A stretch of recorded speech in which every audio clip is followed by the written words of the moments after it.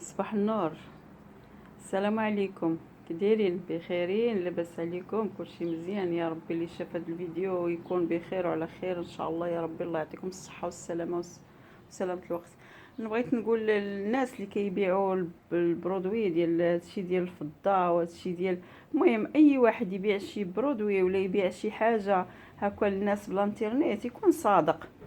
نخدموا شويه المصداقيه، راه حشومه والله الا حشومه. انت واحد البرودوي انا شريته ديال الفضه 200 درهم حشومه كاع والله الا 200 درهم، وعاد تدوري مع السيد اللي كيوصلها لك حتى للدار وحشومه والله الا الحشومه. كتفقدوا المصداقيه وكتفقدوا الناس الثقه، ما كتبقاش فينا عندنا الثقه في بنادم. والله شريت هذا البرودوي، راه ما بغيتش نوري لكم ولكن انا غنوريكم الراس ديالو. دار رشاش شريته ب 200 درهم. 200 درهم يعني قول 200 درهم ب 10 دراهم اللي بقات للسيد ولا 5 دراهم، هي هذيك راه 200 درهم وحشومه والله الا حشومه. عرفتي من الصباح انا نحك والو. واحد الصوينيه حكيتها الصباح ها هي.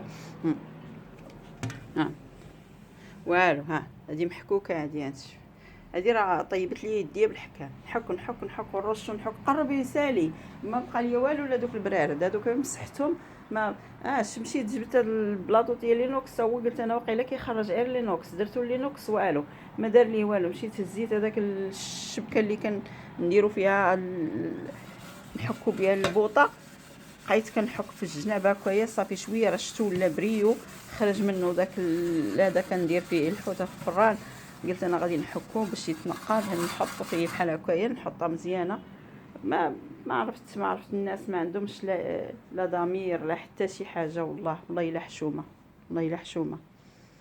ما تبقاوش ديروا هكا، تبيعوا حاجه بيعوا حاجه مزيانه، تهضروا عليها هضروا على حاجه مزيانه. الا ما كانت ماشي مزيانه ما تقولوا راه مش مزيانه ونقصوا قولوا زعما كاينه راه مش زعما مضمونه ونقصوا الثمن. لا تخليوش الحاجه غاليه، لا تزيدوش فيها النص، ولا ما تبيعوهاش كاع اصلا.